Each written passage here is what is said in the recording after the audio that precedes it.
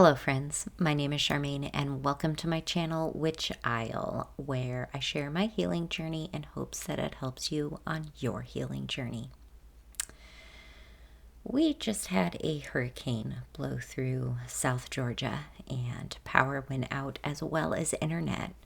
But today, September the 30th, it came back on, the internet did, and oh my gosh. Number one, I'm thankful because I can put this episode out on time for the first. Also, oh my gosh, it has been painful without internet. No distractions from my own thoughts, and it's so quiet. It wasn't that quiet. I could hear generators humming in the background. Not mine, other people's generators. Through my open windows because it's hot in Georgia and nobody wants to be without air conditioning for long. I was blessed to have my power come back up within 48 hours. The internet, though, was another story. It literally just came back on. So thank goodness. But without power and internet, I had a lot of quiet time with my own thoughts. In the quiet here, there are only chicken noises and cat noises sometimes, and myself, if I'm going to talk to myself.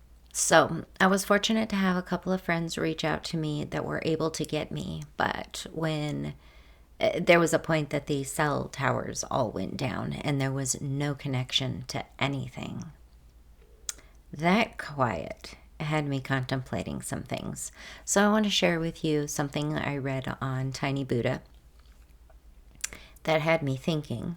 I'm going to read to you some of the thoughts that I wrote down, and we're going to pull a card. Here's what I read. As you heal, things become clear. Attention isn't love, attachment isn't connection, and codependency isn't support. You begin to realize that disagreements aren't attacks. Lacking boundaries isn't empathy, and no amount of external validation can replace self-love. Trauma bonding isn't healing. Ignoring your needs isn't a strength. People-pleasing isn't kindness. Staying in toxic situations isn't loyalty.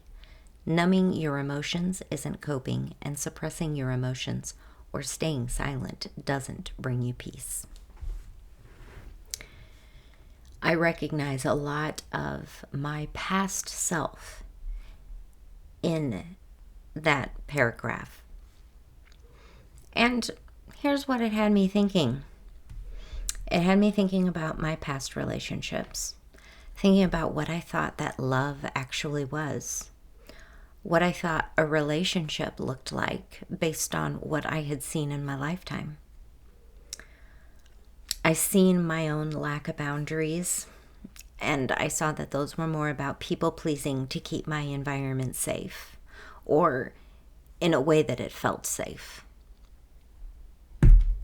I also think about how much control I thought I had over all of the things going on around me, and I had none. I think of all of the trauma bonds that I entered into because I just didn't know any better.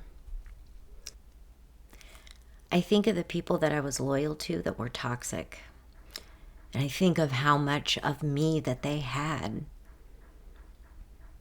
And then I think about how much I numbed and suppressed my own emotions and my own well-being to preserve a semblance of peace about me. I think of how much work that environment was to maintain. And I think about now, and in the quiet, how these things hit me, those past relationships started coming back to me and showing me little aspects of myself that, you know what, I recognize them more clearer now as toxic bits of me that needed to be worked on. And I am working on all those little bits of me. And in this reflection, I see what I can carry forward with me and what I can leave behind as baggage that no longer needs to be carried with me. Part of that being my relationships and what I thought relationships were. For a long time, I was very goal-oriented in everything. And I realize now in, being in particular group therapies where we've talked about things, goal oriented is great in some aspects if you're really working on goals. But when it comes to relationships, maybe I need to be thinking a little more open ended and not placing so much expectation on what those friendships should be or what they can even do for me. Maybe just giving my love out unconditionally with all of my friendships instead of any one relationship having to look any one particular way.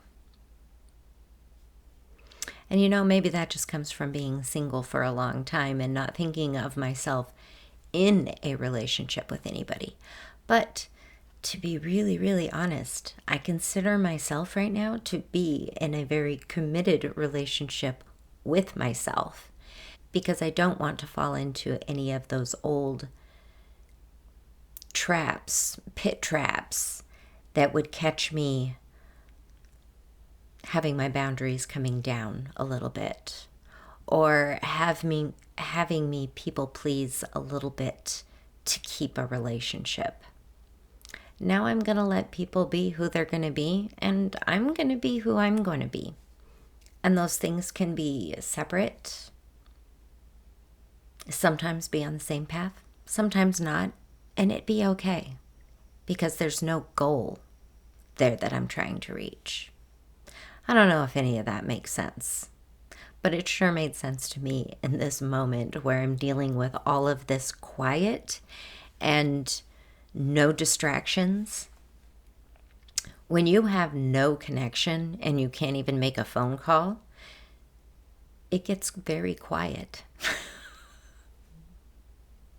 So if you were down here in the South for Hurricane Helene, I'm especially sending you some love and light during this time with nothing but quiet.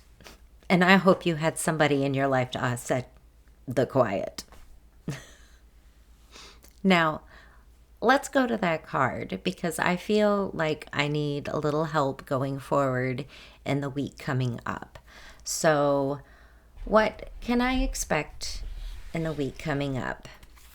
I have pre-shuffled my Green Witches Oracle deck. I'm ready to just go ahead and cut and pull a card. I'm cutting off screen.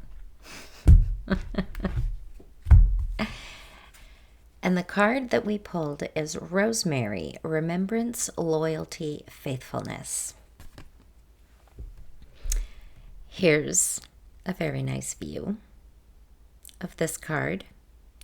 Rosemary is an aromatic herb closely associated with loyalty, devotion, and remembrance of the dead.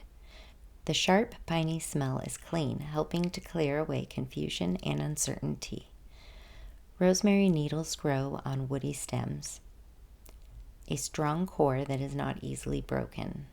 The Rosemary card tells you to be faithful to what you hold sacred in your life, whether that is your values, beliefs, people, or whatever you feel passionate about.